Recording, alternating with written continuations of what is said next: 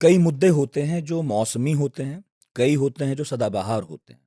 समान नागरिक संहिता का जो इश्यू है वो हमारे देश में कभी पुराना नहीं पड़ा है। इनफैक्ट जब से हमने लोकतंत्र के सबक सीखने शुरू किए तब से ये मुद्दा एकदम हरा है, आज भी है। इनफैक्ट कई पार्टीज़ जो हैं वो समान नागरिक संहिता के मुद्दे को अपने घोषणा पत्र में साल दर साल रखती आई हैं, लोगों से वादे करते आई हैं कि अगर हम सरकार में आए तो समान नागरिक संहिता लाएँगे। लेकिन जितना आसान सुनना है समान नागरिक संहिता का आना या आनी चाहिए जितनी आसानी से हम कहते हैं, उतनी ही जटिल इसकी हिस्ट्री है, उतनी ही जटिल जो है इसकी कहानी है और जटिल ना होती तो लागू हो चुकी होती इनफैक्ट और कई पहलू भी हैं। तो इन सभी पहलू को खोलने के लिए और इसकी जटिलताओं को सरल भाषा में समझने के लिए पढ़ाकू नितिन के इस एपिसोड में आपका फिर से स्वागत है। और मेरे साथ हैं डॉक्टर सौम्या सक्सेना जो लीगल हिस्टोरियन हैं, ऑथर हैं। एक बड़ी शानदार किताब आई थी उनकी पिछले दिनों। लेकिन आज जो परिचय ज़्यादा उनका मौजूद है वो ये है कि जो 21वां लॉ कमीशन था जिसने समान नागरिक संहिता पर बहुत सारी ज़रूरी सिफारिशें की थीं, उसमें ये एडवाइज़र बतौर एडवाइज़र भी शामिल थीं। और चूँकि कैम्ब्रिज में वो लीगल हिस्ट्री पढ़ाती हैं तो यूँ भी मेहमान के तौर पर उनका आना जो है लाज़मी था पढ़ाकू नितिन में, क्योंकि कानून और इतिहास दोनों जब एक साथ आएँ तो फिर मज़ा अलग है। तो एक तो आपका बहुत-बहुत स्वागत है सौम्या। और इसलिए भी आपका बहुत-बहुत शुक्रिया कि ज़्यादातर आप लंदन में रहती हैं, लेकिन अच्छे दिन, अच्छे मौके पर हमारी पकड़ में आ गए आप यहीं। Thank you so much Nitin. Invite करने के लिए भी बहुत शुक्रिया।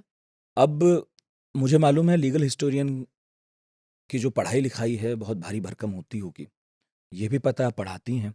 लेकिन ये बताइए कि आजकल आपका काम इसके इतर भी कुछ ज़्यादा नहीं बढ़ गया होगा? क्योंकि हम जैसे लोग आपसे अक्सर पूछते होंगे कि आपने इतना पढ़ा-लिखा है समान नागरिक संहिता पर, तो थोड़ा बताइए तो सही ये है क्या भला?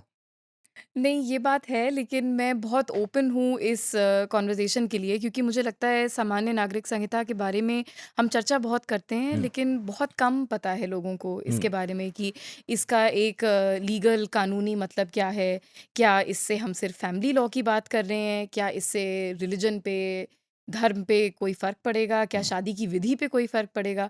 तो बिकॉज़ इसको लेकर इतने कन्फ्यूज़न है सोसाइटी में, मैं मोर देन हैप्पी हूँ कि मैं मतलब जनरल ऑडियंस को भी इसके बारे में थोड़ा समझा पाऊँ। तो अंग्रेज़ी में तो उसे यूनिफ़ॉर्म सिविल कोड कहा जाता जी, है। तो थोड़ा ना तोड़ के बताइए, तोड़-तोड़ कर, क्योंकि लीगल भाषा एकदम। जी। हालाँकि मुद्दा इतना फैला हुआ है कि नॉर्मली लोग कह ही रहे हैं यूसीसी, समान नागरिक हुँ, संहिता, यूनिफ़ॉर्म सिविल कोड। लेकिन मुझे मालूम है, क्योंकि हुँ। थोड़ा बहुत कानून की पढ़ाई मैं भी कर रहा हूँ, कि हर शब्द के पीछे बड़े गहरे अर्थ हैं। जी। तो यूनिफ़ॉर्म सिविल कोड। ठीक है, मैं इसको थोड़ा ब्रेकअप करके आपको समझाती हूँ। जैसे इसके ट्रांसलेशन में शायद पूरी तरह से क्लियर ना हो, क्योंकि संयुक्त is not the same as uniform. Hmm, uniform का मतलब सब एक जैसा हो, समान, हाँ, सब समान हाँ। हो। और एक तरह से ये जो संयुक्त का भी मतलब है, उसमें भी हम एक्सपेक्ट ये करते हैं कि सारे धर्मों का एक तरह से मिश्रण होगा। जबकि यूनिफ़ॉर्म सिविल कोड शायद धर्म से इतना डील नहीं कर रहा है। वो बस एक कॉमन फैमिली लॉ का एक बेसिस या फाउंडेशन क्रिएट करना चाह रहे थे। एटलीस्ट दिस इज़ व्हाट हमारे जो founding members of the constitution थे, जो कॉन्स्टिट्यूएंट असेंबली में बातें हुई, उस पे अगर हम थोड़ा ध्यान दें, तो यूनिफ़ॉर्म सिविल कोड क्या है, शायद उन्हें भी बहुत क्लैरिटी नहीं थी इस बात की। और मैं ये इसलिए कहूँगी क्योंकि कई लोगों के मन में इस तरह की बात थी कि अगर यूनिफ़ॉर्म सिविल कोड आया, तो शायद हमारी जो धार्मिक रीति-रिवाज़ हैं, वो पूरी तरह ख़त्म हो जाएँ। कुछ लोग ऐसे थे जैसे अंबेडकर, जिन्होंने अपना काफ़ी ये बात रखी यूनिफ़ॉर्म सिविल कोड की, लेकिन उन्होंने ये भी कहा कि ये हर वक़्त ऑप्शनल रहना चाहिए और शायद हमारे आगे आने वाली पीढ़ियाँ इसे इनैक्ट करें, शायद वो सोचें कि ये नेसेसरी नहीं है। तो अभी जैसे आप डिबेट्स में देख रहे हैं, अंबेडकर को बहुत वेज़ में इन्वोक किया जा रहा है, उनके कोटेशन सामने लाए जा रहे हैं। एक्चुअली वो हमेशा से ये चाहते थे कि डिफ़रेंस का रिकॉग्निशन हो, इसीलिए उनका बहुत ज़्यादा प्रभाव इस बात पर भी रहा है कि वो दलित आइडेंटिटी को सेपरेटली हाइलाइट करें। तो उनका यूनिफ़ॉर्म से कभी ये अर्थ नहीं था कि सब कुछ एक समान हो जाएगा।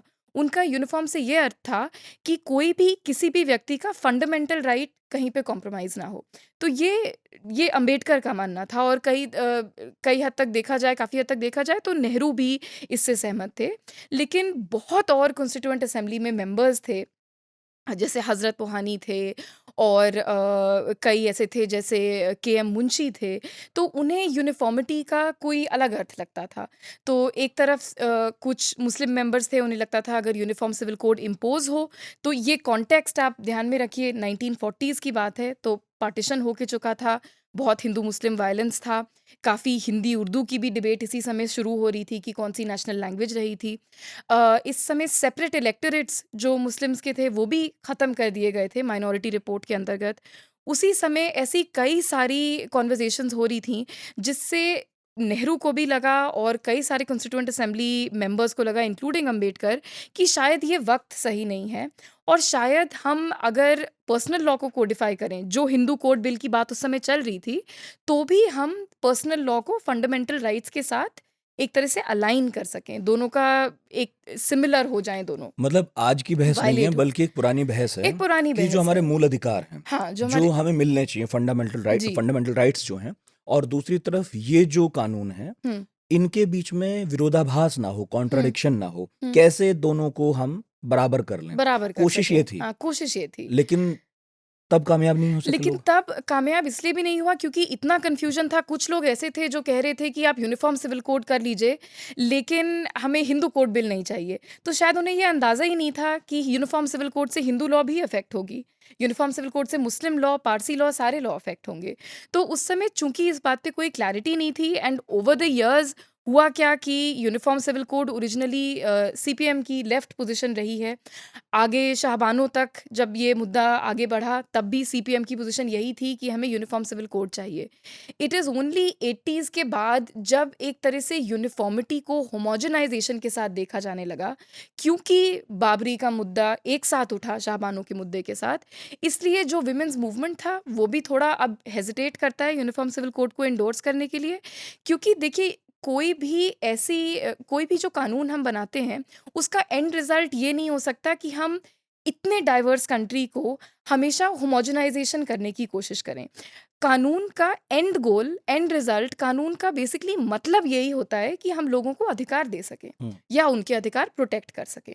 तो वो पॉज़िटिव लिबर्टी होगी या नेगेटिव लिबर्टी, या हम उनको प्रोटेक्ट करेंगे या उनको हम एक्टिवली अधिकार देंगे। हुँ। यूनिफॉर्म सिविल कोड एक तरह से चूंकि इस पे कोई क्लैरिटी नहीं थी और काफ़ी हद तक कोर्ट्स ने इंटरवीन करके मुस्लिम पर्सनल लॉ कोडिफाई हुआ 1986 में, थोड़ा सा हुआ, फिर 1995 में वक्फ एक्ट हुआ। इधर हिंदू लॉ भी कोडिफाई होता चला जा रहा है इंडिपेंडेंस के बाद, ये 50s में हुआ। फिर विमेन को एंसेस्ट्रल प्रॉपर्टी का राइट एक्चुअली 2005 में मिला। हुँ। कई लॉ कमीशन की रिपोर्ट आई, तो ऐसा नहीं है कि यूनिफॉर्म सिविल कोड पे ही चर्चा हो रही थी। Uniform civil code as a term बड़ा पिकअप कर गया है क्योंकि अभी ये एक इलेक्टोरल प्रॉमिस के तौर पे हमें सामने लाया जा रहा है। लेकिन ऐसा नहीं है कि पर्सनल लॉ रिफॉर्म किसी और सरकार ने नहीं किया। इसके इस पर्सनल लॉ रिफॉर्म को हाँ, बहुत होता लंबी रहा है। इतिहास इसके है। इस पहलू पर आऊँगा, लेकिन ये बताइए कि 47 से पहले जब हमारे देश में अंग्रेज़ थे, जी। और इनफैक्ट जितना मुझे याद है 1857 के 5-6 साल बाद हुँ, उन्होंने अदालतें सेटअप की, और हुँ, फिर उन्हें लगा कि यहाँ पर भी अंग्रेज़ी विधि के हिसाब से चलिए शासन किया जाए। क्योंकि उसके पहले तो वो हिंदुस्तान को जीतने में ज़्यादा जुटे हुए थे। हुँ, तो प्रशासन का काम जो था, एडमिनिस्ट्रेशन का, उनके पास उस तरह का था नहीं। हुँ। मैं पूछ ये रहा हूँ कि जिस दौर की मैं बात कर रहा हूँ, तब हिंदुस्तान में मुकदमों के फैसले कैसे होते थे? ये सब मुद्दे कैसे निपटते थे? और एक्चुअली ये मुद्दे हैं क्या? हम किस बारे जी। में बात कर रहे हैं? क्योंकि कत्ल को लेकर तो अगर ये है कि अगर मैं करूँ या आप, हुँ, एक ही कानून है। हुँ। हम किन कानूनों के बारे में बात कर रहे हैं जो अलग हैं हम दोनों के लिए, अगर हम जी। अलग-अलग समुदाय से आते हैं तो? जी, अगर मैं फैमिली लॉ की तारीख़ हम पढ़ें, हुँ, तो फैमिली लॉ में ये था कि शुरू-शुरू में तो ब्रिटिश भी बड़े ही डरे हुए थे कि ये ऐसा कानून है, इसको मत छुओ क्योंकि हमें पता ही नहीं इसमें क्या हो रहा है। कई ऐसी कम्युनिटीज़ थीं, जैसे गुजरात में एक कच्छी मेमन्स की कम्युनिटी थी, उनके नाम हिंदू होते थे लेकिन वो थे मुसलमान। उनके इनहेरिटेंस लॉ हिंदू होते थे लेकिन शादी के कानून शरिया के हिसाब से होते थे। अच्छा। तो इन्हें हाइब्रिड कम्युनिटीज़ कहा जाता था।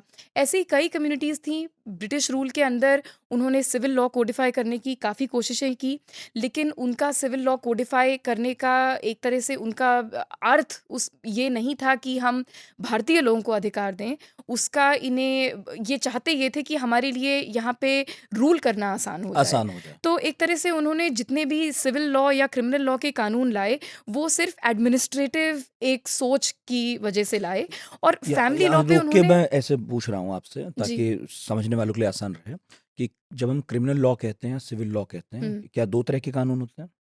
ये एक्चुअली कई तरह के कानून होते हैं लेकिन हमें ब्रॉडली अपने लिए आसान करने के लिए हुँ, हम इन्हें दो कैटेगरीज में बांट ठीक है, देते हैं।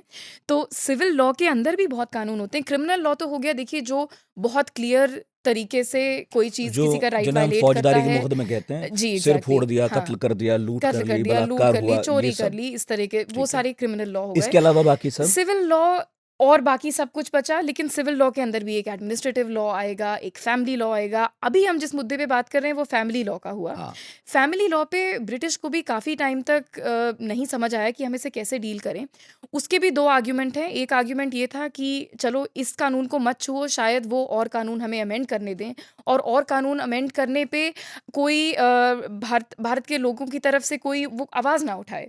जबकि उस समय जो इंडियन नेशनल कांग्रेस जब बनी थी वो उनके हर क्रिमिनल लॉ के कानून के खिलाफ भी अपनी आवाज़ उठा रहे थे। लेकिन सिविल लॉ या शादी विवाह के जो मसले थे उन्होंने एक तो उनको बहुत इम्पोर्टेंट नहीं समझा। उन्होंने कहा जो रीति लेकिन चली आ सती रही है प्रथा वैसे को ही तो रहे। छेड़ दिया था उन्होंने। सती प्रथा क्रिमिनल हो गई क्रिमिनल हो क्योंकि गई वो एक समझिए। तरह से मर्डर हो गया। उसमें किसी की और हत्या हो गई। सती प्रथा भी किस तरह से क्रिमिनल कहाँ पे सिविल एंड करता है, कब क्रिमिनल शुरू होता है, वो जो बीच की लाइन है वो काफ़ी ब्लर्ड रही है और हमेशा ही रहेगी। अब सती प्रथा की चूँकि आपने बात पूछी है, सती प्रथा जब उन्होंने कहा कि ये जो ब्रिटिश की जो उन्होंने मुहिम चलाई सती प्रथा को ख़त्म करने के लिए, वो सिर्फ़ इसलिए नहीं थी कि वो भारतीय विमेन को, भारतीय नारियों को कोई बहुत अधिकार दें। उनके मन में ये भी बात थी कि देखो हम सुपीरियर हैं, हम एक कॉलोनियल माइंडसेट से आते हैं और ये जो सोसाइटी है ये सैवेज है, ये ये नेटिव है, असभ्य वो लोग हैं। शायद असभ्य लोग हैं, उन्हें पता नहीं है इसीलिए वो ऐसे उन्हें कर तहज़ीब रहे हैं। सिखाओ, हाँ। इन्हें अ, हाँ, मतलब हाँ, इन्हें इन्हें तहज़ीब सभ्य सिखाओ, बनाते हैं। इन्हें हुँ, रहना सिखाओ, एक हुँ, तरह से सिविलाइज़ेशनल बैटल शुरू हो हुँ, गई कि सभ्यता में कौन आगे है, इसकी बैटल शुरू हो गई। तो जेम्स मिल ने एक किताब लिखी थी हिस्ट्री ऑफ ब्रिटिश इंडिया, उसमें हुँ, काफ़ी कुछ कहा था हिंदुस्तान के धर्मों के बारे में। लेकिन ये सिर्फ़ कहना कि ये कानून सिर्फ़ ब्रिटिश लाए, ये सच नहीं होगा क्योंकि काफ़ी लोग थे, राजा राम मोहन रॉय, काफ़ी बिल्कुल। इंडियन सोशल रिफॉर्मर्स थे, वो भी काफ़ी कोशिश कर रहे थे उस समय सती प्रथा को एंड करने के हुँ, लिए। लेकिन इसमें इम्पॉर्टेंट बात मैं as a woman and as a feminist यही कहूँगी कि एक तरह से ये कन्वर्सेशन बहुत कंप्लीट नहीं था, ये हुँ, पूरा मुकम्मल कन्वर्सेशन नहीं था क्योंकि men who were British were talking to men who were Indian. हुँ। यहाँ पे इंडियन वुमेन की क्या वो बात कहीं थी, नहीं थे। वो उन्होंने कहीं अपना रखा ही नहीं कि उनका क्या पक्ष है, वो क्या चाहती हैं। तो जब सती प्रथा खत्म भी हुई, तो ब्रिटिश ने उसको बैन किया बट साथ ही राजा राम मोहन रॉय का भी ये पक्ष नहीं था कि आप उनकी नेसेसरली रीमैरिज करो। उन्होंने कहा आप ascetic विडोहुड या विडो बिल्कुल सेजेस या सेंट्स या संतों की तरह रहें, ये हम चाहते हैं। तो वो भी उस हिसाब से बहुत लिबरल पोज़ीशन तो नहीं कहलाई जाएगी।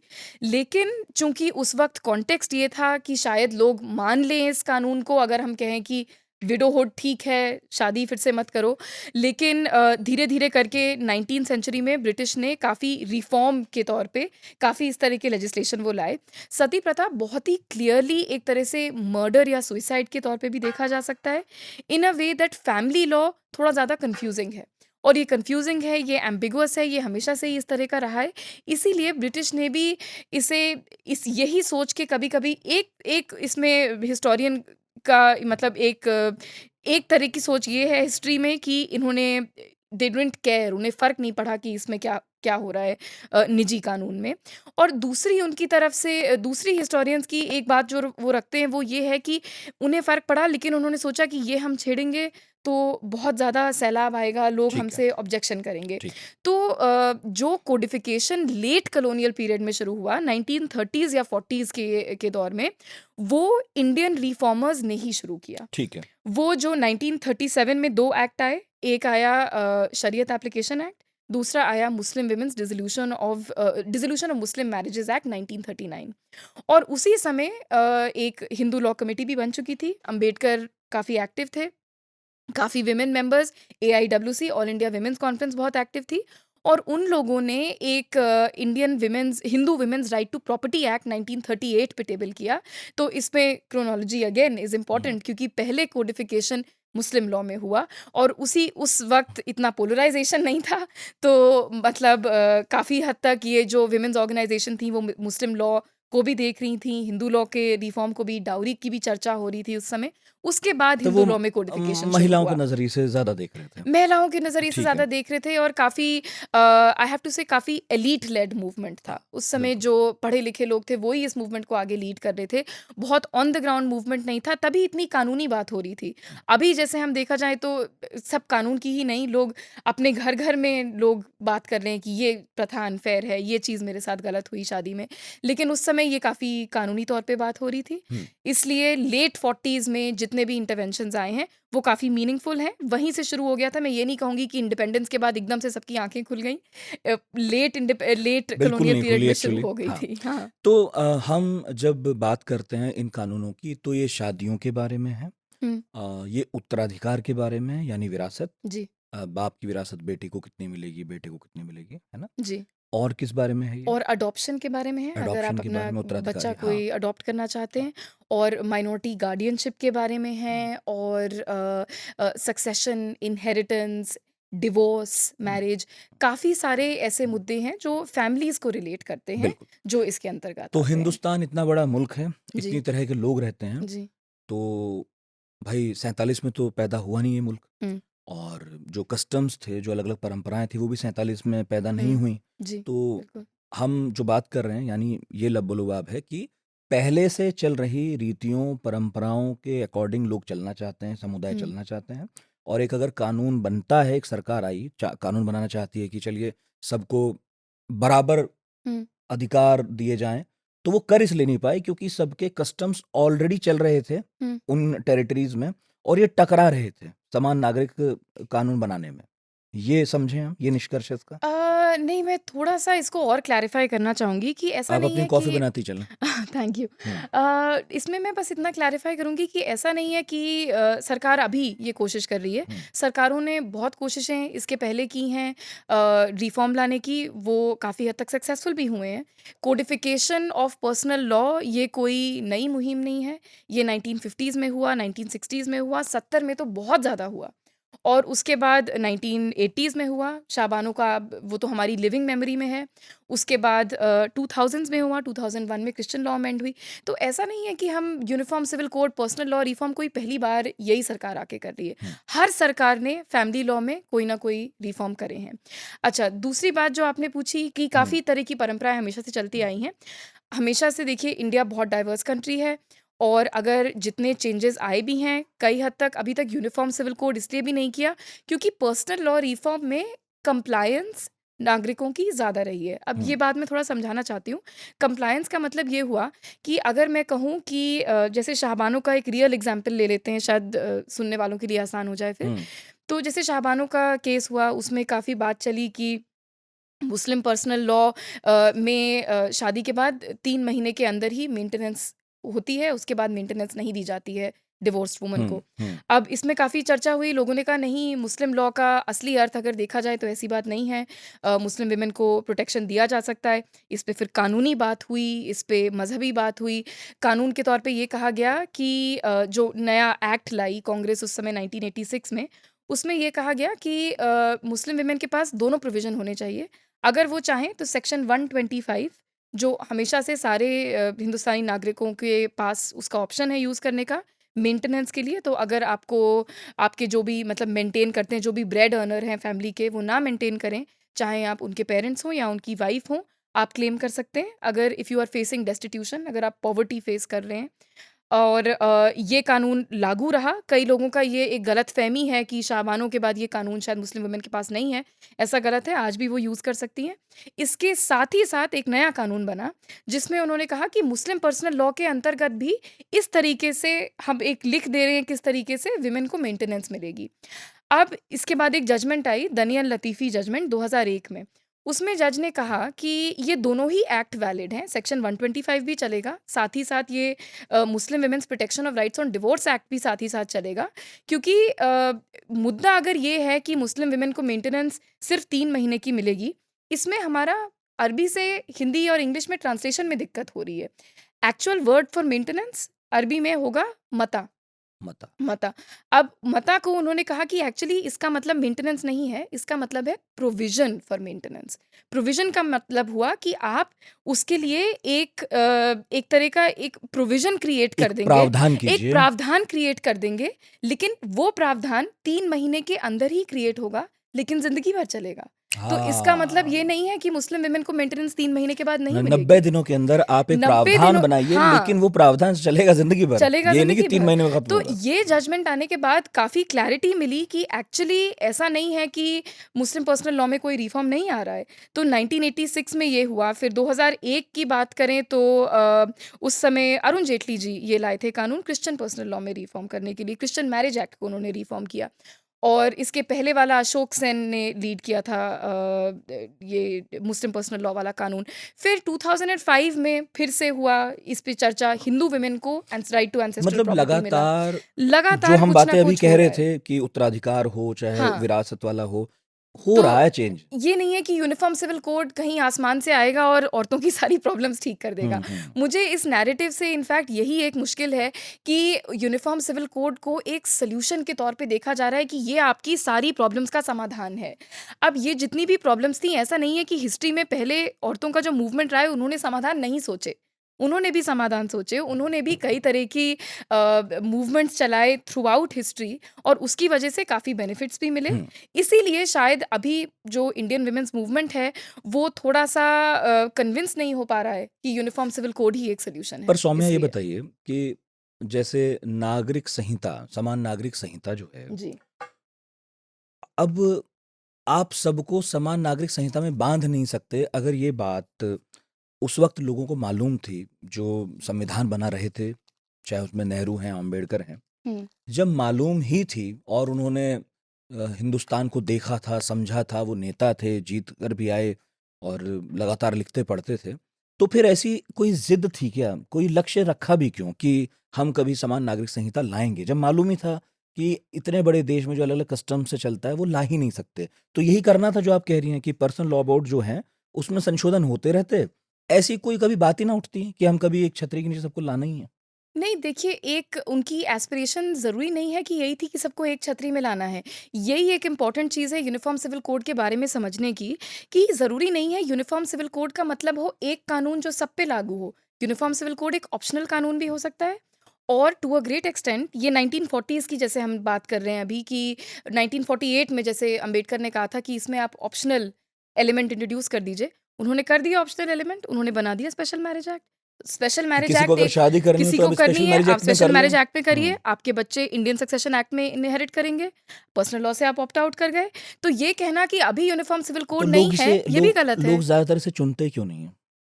बहुत लोग चुनते हैं, बहुत लोग चुनते हैं, इसमें कई प्रॉब्लम्स भी हैं, वो मैं थोड़ा अगर टाइम हो तो बताऊँगी स्पेशल मैरिज एक्ट में क्या दिक्कत है। हुँ। देखिए स्पेशल मैरिज एक्ट जब इनैक्ट हो रहा था, तो उस समय सोसाइटी जैसे आज भी आप देखें बहुत कंट्रोवर्शियल मुद्दा है और कई पॉलिटिकल पार्टीज़ या ग्रुप्स में ये इंटरेस्ट होता है कि हिंदू-मुस्लिम मैरिज हो रही हो तो उसे डिस्करेज करें हुँ। या किसी भी धर्म के कोई लोग या किसी भी डिफरेंट जाति के लोग मैरिज कर रहे हों, तो उसमें लोग बहुत बाधाएँ डालते हैं।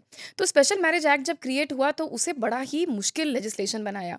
अब जैसे आप हिंदू मैरिज एक्ट भी यूज़ कर सकते हैं, आप मुस्लिम निकाहनामा पे भी साइन कर सकते हैं, आप पारसी लॉ में भी कर सकते हैं, कोई भी यूज़ कर सकते हैं। आपका जो डिफ़ॉल्ट जो जिसमें आप पैदा हुए होते हैं, जो कोड आप पे अप्लाई करता है, वो आपके धर्म का ही होता है। लेकिन आप जब बड़े हो जाते हैं, आप शादी करना चाहते हैं, तो आप कोई भी तो फिर आपकी लेजिस्लेशन यूज़ मर्ज़ी कर है। सकते हैं, आपकी हुँ। मर्ज़ी है। हुँ। अब चूँकि special marriage act was for special marriages which is अधिकतर वो मैरिजेज़ जो जो मतलब स टेरिटरी जो से बाहर निकल जो गई हैं, टेरिटरी से जो हम बाहर निकल के हैं, हुँ। जिसके लिए शायद आपके माँ-बाप की हुँ। सहमति ना हो। हुँ। तो इसलिए इस मैरिज में अब वो 30 दिन का नोटिस पीरियड लगाते हैं कि आपके किसी को अगर ऑब्जेक्शन हो तो वो रेज़ कर दे। तो स्पेशल मैरिज एक्ट अभी थोड़ा मुश्किल है, लेकिन ये बहुत ही बढ़िया पीस ऑफ लेजिस्लेशन है। मतलब आप ये कह रही हैं एक तरह कि से ब्लूप्रिंट है ये यूनिफ़ॉर्म नागरिकों सिविल को कोड ये का। विकल्प तो हमेशा दिया ही गया है, ऑप्शन हमेशा दिया दिया गया गया था। कि जी, भई आपको अच्छी लगती है समान नागरिक संहिता यूसीसी तो वेलकम, तो पर वेलकम ऑप्शनल है, पर ऑप्शनल है, अभी मैंडेटरी नहीं है। मैंडेटरी नहीं है। अच्छा, आर्टिकल 44 जो है, जी। वो क्या कहता है वो भी कॉन्स्टिट्यूशन का? वो कहता है कि we will endeavour to secure, endeavour का मतलब ही हुआ हम आगे चल के कोशिश करेंगे to secure a uniform civil code. Now uniform civil code की मैं 21st लॉ कमीशन के अगर हिसाब से आपको थोड़ा सा समझाना चाहूँ हमने क्यों हुँ, ये रेकमेंड नहीं किया हुँ। 70 साल के बाद भी, जिन्हें बिकॉज मालूम नहीं उनके लिए बता दीजिए ज़रा कि लॉ कमीशन क्या होता है? कौन अच्छा, बनाता है इसे? लॉ कमीशन देखिए हुँ, है तो इसकी भी कॉलोनियल हिस्ट्री। पहले कॉलोनियल लॉ में ये ब्रिटिश ने स्टार्ट करी थी लॉ कमीशन। हुँ। वो डायरेक्टली इन्फ्लुएंस करते थे लेजिस्लेशन को या कानून को। अब पोस्ट इंडिपेंडेंस इंडिया में हमारी अपनी पार्लियामेंट बन गई तो लॉ कमीशन को ये ज़रूरत नहीं है कि वो डायरेक्टली लेजिस्लेशन बनाए। जब भी कोई मुद्दा होता है जो इम्पोर्टेंट होता है, गंभीर होता है, एक तरह से उसे एकेडमिक स्टडी के लिए सरकार या कोर्ट कह देते हैं आप लॉ कमीशन में इसकी मतलब इसमें कानून के इसमें जानकार सोचिए, इसके बारे लोग में जानकार उस लोग पर्टिकुलर मुद्दे हाँ, पर उस मुद्दे पर अपनी सोच-विचार राय करें, रखते हैं, अपनी राय ये सब रखें करते हैं। और उसके हुँ, बाद वो एक तरह से एक लेजिस्लेटिव ड्राफ्ट प्रिपेयर करते हैं। हुँ। तो हमने जब आप 21वें 21वीं लॉ कमीशन में थीं, जी, मैं ठीक है। 21वीं लॉ कमीशन में थी हुँ, और इसमें हम लोगों ने जो कंसल्टेशंस किए, उसमें काफ़ी हद तक लोगों ने ये कहा कि देखिए स्पेशल मैरिज एक्ट को आप थोड़ा आसान कर दीजिए। ये काफ़ी जो वुमेन्स राइट्स एक्टिविस्ट्स थे जिन्होंने ऑन द ग्राउंड काम किया था, उन्होंने हमें बताया कि कितनी मुश्किलें आती हैं वो कपल्स ड्रामा को होता है ना, रजिस्टर 30 दिन जी, अगर वो नोटिस लगा दिया शादी का किसी का कि इन्हें तो करनी कोई है, भी ऑब्जेक्ट कर तो सकता फिर है। तो जो उसका पर्पज़ था वो डिफीट हो गया। वो हाँ। 30 दिन में सबको पता चल गया, जिन्हें 30 रोकना दिन है वो में पता कोशिश चल गया, करते अब हैं। बहुत लोग रोकने की कोशिश करते हैं। अब हुँ, इसका विकल्प क्या था? लोग हुँ। कन्वर्जन करके शादी कर लेते। अब उसमें भी सरकारों को प्रॉब्लम है। यूपी में उन्होंने लगा दिया है कि कन्वर्जन उनका करके आप धर्म मत शादी बदलो। करेंगे तो धर्म बदलना पड़ेगा।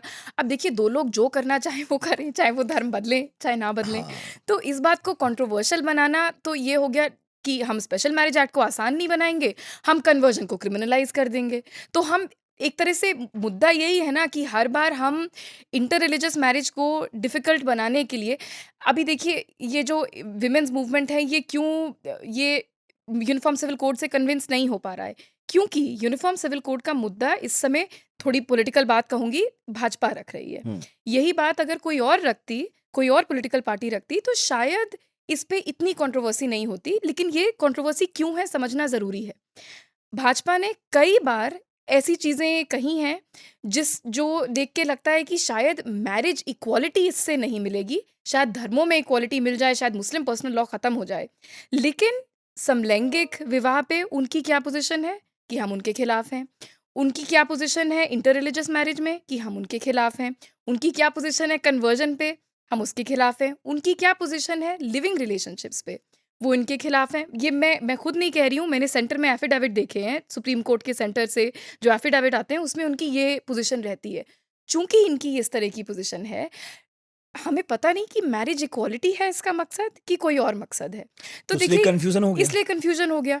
इसीलिए 21st लॉ कमीशन ने कहा कि देखिए, सालों से थोड़ा-थोड़ा रिफ़ॉर्म, पीसमील रिफ़ॉर्म जिसे हम कहते हैं, होता चला जा रहा है। आप इसको हम इसी को और आगे बढ़ाएँगे। हम ये नहीं कह रहे कि कोई धर्म का कानून ठीक है, गड़बड़ें तो बहुत हैं देखिए। तो हमने जितने लोगों को भी कंसल्ट किया उसमें पहले मुस्लिम सक्सेशन पे बात आई कि बेटियों को कम हक मिलते हैं बेटों से। तो लॉ कमीशन ने कहा मुस्लिम सक्सेशन एक्ट आप इनैक्ट करिए, जैसे आपने हिंदू सक्सेशन किया, वैसे ही मुस्लिम सक्सेशन एक्ट करिए। उसके साथ हमारे बहुत इम्पोर्टेंट एनजीओज़ भी जुड़े थे। एक एनजीओ भारतीय मुस्लिम महिला आंदोलन है, जिन्होंने ट्रिपल तलाक के केस में भी अपना पक्ष रखा था। उन्होंने भी कहा कि मुस्लिम सक्सेशन एक्ट अमेंड होना चाहिए।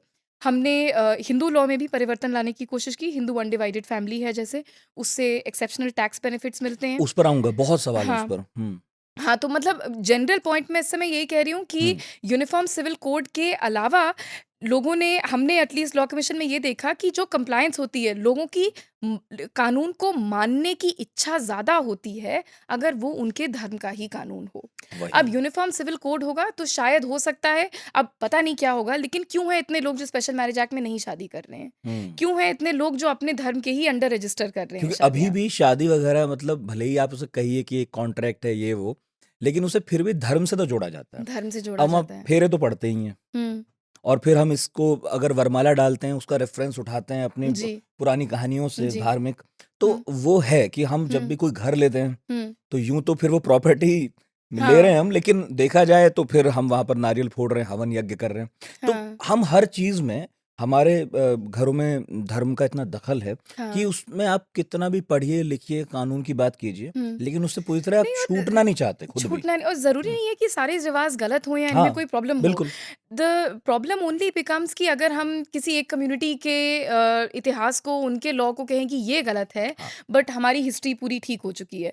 अब हिंदू हिस्ट्री भी इसीलिए ठीक हुई क्योंकि इतने सालों तक कितने रिफॉर्म्स धीरे-धीरे आते रहे। हुँ, पारसी लॉ में भी काफ़ी रिफॉर्म आए, प्री इंडिपेंडेंस, पोस्ट इंडिपेंडेंस उनका नहीं हो पाया हुँ, काफ़ी हुँ, रिफॉर्म। लेकिन यही है कि हर पर्सनल लॉ की अलग ट्रेजेक्टरी है। मुस्लिम पर्सनल लॉ पे सुप्रीम कोर्ट के बहुत बेहतरीन जजमेंट्स हैं। काफ़ी हद तक उन्होंने देखिए ट्रिपल तलाक का का मुद्दा ख़त्म किया। उसके बाद उन्होंने मेंटेनेंस का मुद्दा ख़त्म किया दानिया लतीफ़ी केस में। उसके बाद शबाना बानो केस में उन्होंने कहा सेक्शन 125 भी मुस्लिम महिलाएँ यूज़ कर सकती हैं। उसके बाद अभी रिसेंटली शबनम हाशमी केस हुआ 2014 में, जिसमें सुप्रीम कोर्ट ने कहा कि अडॉप्शन की जहाँ तक बात है, हिंदुओं के लिए हमेशा अडॉप्शन एक ऑप्शन था, लेकिन क्रिश्चियंस, मुस्लिम वो नहीं कर सकते हैं। शबाना हाशमी केस के बाद मुसलमान भी अडॉप्ट कर हुँ, सकते हैं। एक जनरल कारा गाइडलाइंस हैं, उसके अंतर्गत जो चाहे अडॉप्ट कर सकता है।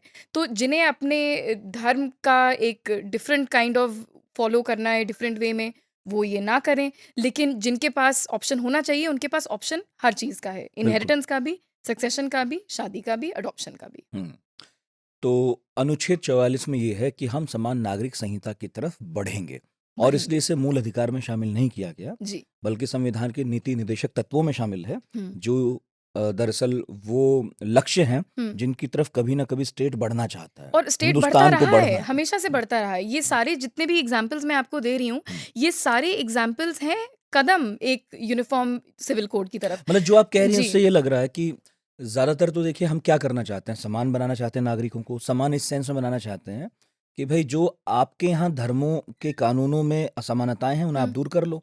इधर हम वालों की अपने ये इधर इधर दूर ये कर दूर लेते कर हैं। लें।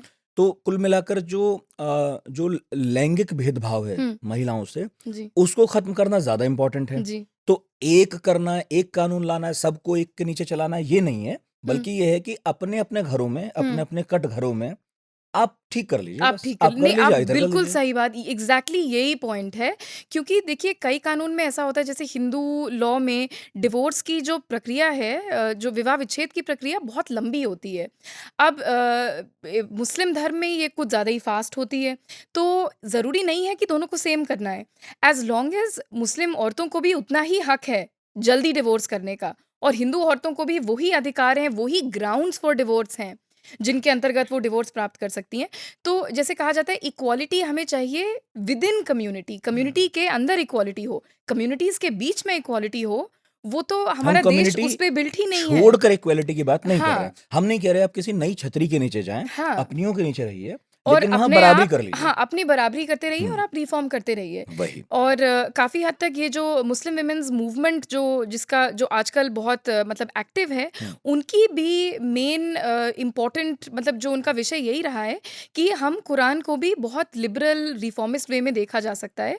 लेकिन हम अपने रिलिजन के अंतर्गत रहते ही उसकी जो रिफॉर्मिस्ट टेंडेंसीज़ हैं, उन्हें टैप करेंगे, उन्हें एनकरेज करेंगे। एंड यही हुआ है क्रिश्चियन लॉ में मतलब बाहर देशों में भी यही हुआ है। अ, इनफैक्ट काफ़ी हद तक यूएस में, यूके में यूएस में भी ऑब्वियसली यूनिफ़ॉर्म अच्छा सिविल हाँ, कोड नहीं है। बाकी जगह क्या है? वही मैं पूछने नहीं, वाला था। यूएस में तो बिल्कुल ही नहीं है, उनके यहाँ तो फेडरल स्टेट है बिल्कुल नहीं फेडरल स्टेट है, यूके में हर क्या है? हुँ, यूके में अनरिटन है लेकिन हुँ, उनका इर्रिट्रीवेबल ब्रेकडाउन ऑफ मैरिज काफ़ी अम्ब्रेला लेजिस्लेशन होता है जिसके अंदर आप कई तरह के रीज़न्स दे के फ़ॉल्ट, नो फ़ॉल्ट डिवोर्स ले सकते हैं। तो आप किसी भी धर्म के हों, अगर आपकी शादी वहाँ रजिस्टर्ड है तो आप वो यूज़ कर सकते हैं। लेकिन उनके यहाँ भी मैं यूके में फ़ोर्स्ड मैरेजेज़ कमीशन को एडवाइज़ करती थी 2019 में। तो उनके यहाँ भी इस तरह की दिक्कत आती है कभी-कभी कि काफ़ी सारे लोग हैं जिन्होंने शादियाँ इंडिया में या पाकिस्तान में या बांग्लादेश में, साउथ एशिया बिकॉज़ मैं साउथ एशिया के ही लॉ के बारे में जानकार हूँ। तो इन कंट्रीज़ से कई बार ऐसा होता है कि वो शादियाँ करके आए और वहाँ पे शादी की कोई मान्यता नहीं है और आपने वहाँ पे अपनी बीवी को अच्छी तरह ट्रीट नहीं किया हुँ। या उससे मतलब और कोई काम करवा लिया, तो उनके पास कोई अधिकार नहीं रहे यूके में। इसीलिए वो वहाँ पे भी हम जैसे तो लोगों उन्होंने को कहा हमें तो कंसर्न आदत है करने की।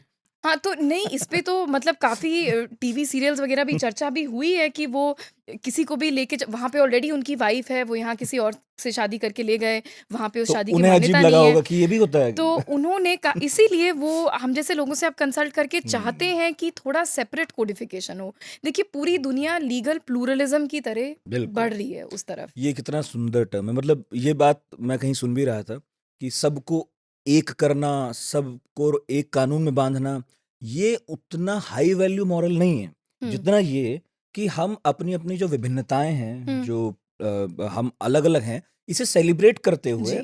और जो अनजस्ट कानून है उन्हें खत्म कर लें। आपने बिल्कुल सही बात की। अब यही बात देखिए, अगर आप लैंग्वेज के मुद्दे पे रखते, भाषा के मुद्दे पे, तो वहाँ कोई अगर ये कह दे कि आप हिंदी पूरी कंट्री पे इम्पोज़ कर दीजिए, तो देखिए इसका होगा विरोध।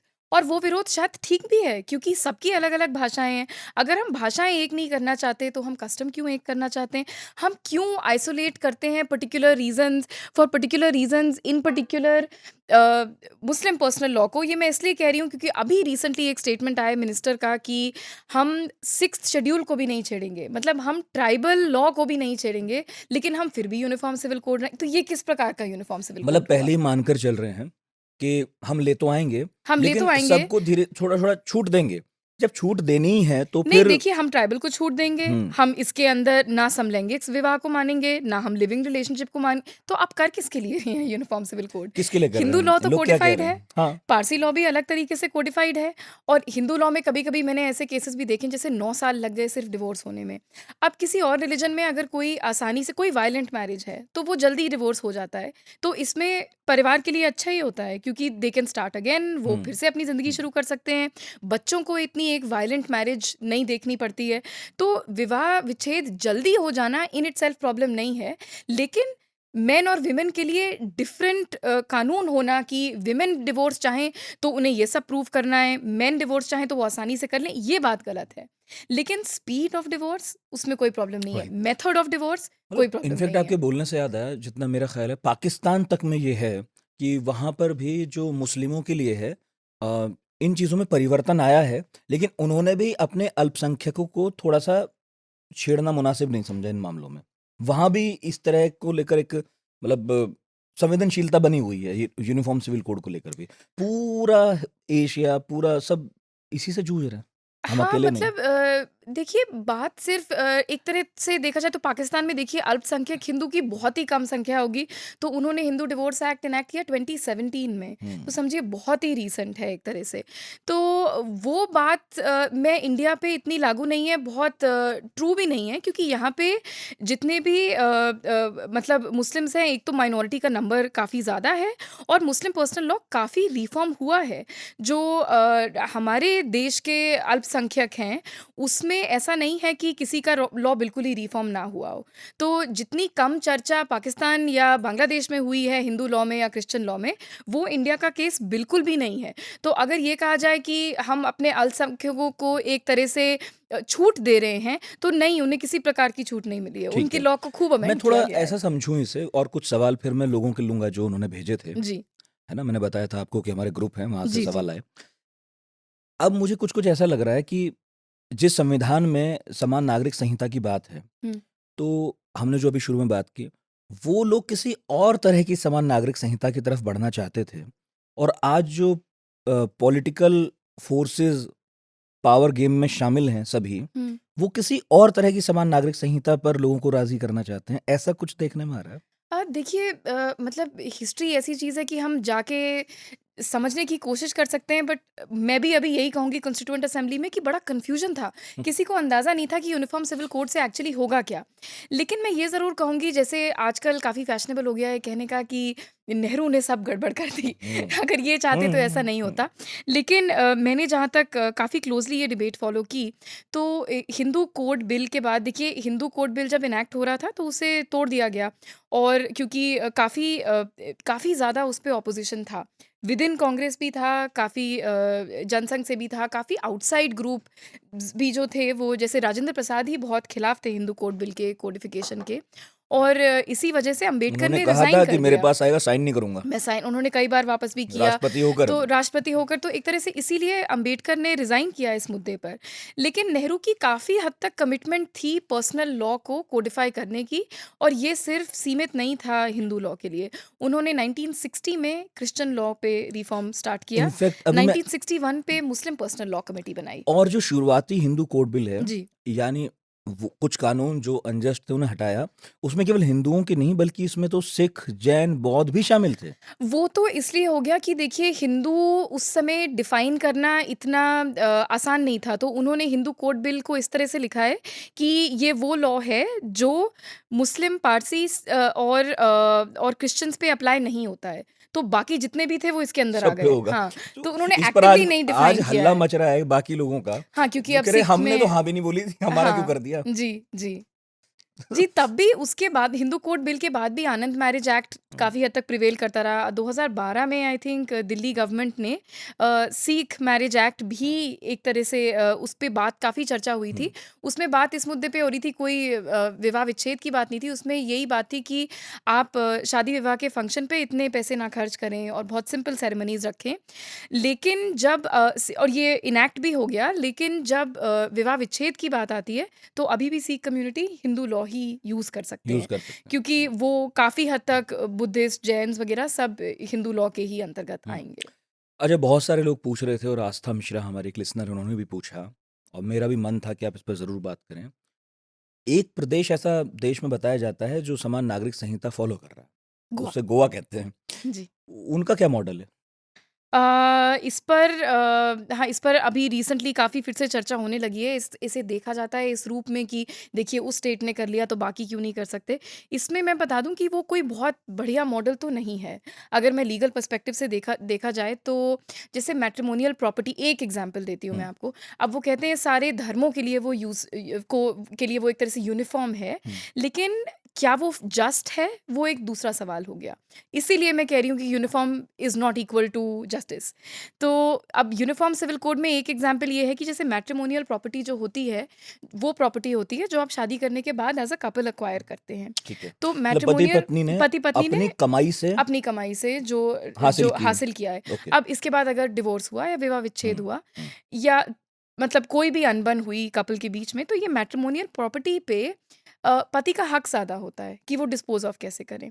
तो ये यूनिफ़ॉर्मिटी का क्या फ़ायदा अगर आप अभी भी पति को ही ज़्यादा हक देंगे इस समान टू नागरिक डिस्पोज़ ऑफ। संहिता में भी असमानता बरकरार है। एक अगर अगर जेंडर के बीच असमानता है, तो धर्मों के बीच में समानता करके हम क्या करेंगे? मैंने सुना वहाँ ये भी है कि अगर लड़का पैदा नहीं होता है तो दूसरी शादी भी कर सकते हैं और वो सभी कर सकते हैं चूँकि गोवा में पूरे गोवा में लागू है, ऐसा कुछ?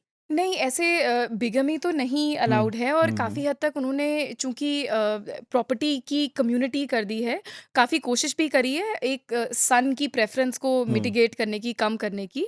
लेकिन फिर भी इनहेरिटेंस पैटर्न्स वग़ैरह में काफ़ी ऐसे इश्यूज़ हैं, जो हमें ये मतलब रिमाइंड करते हैं कि इक्वल इज़ नॉट जस्ट। हुँ। तो वो जो सामान्य है, लेकिन विमेन को लेके सामान्य नहीं है।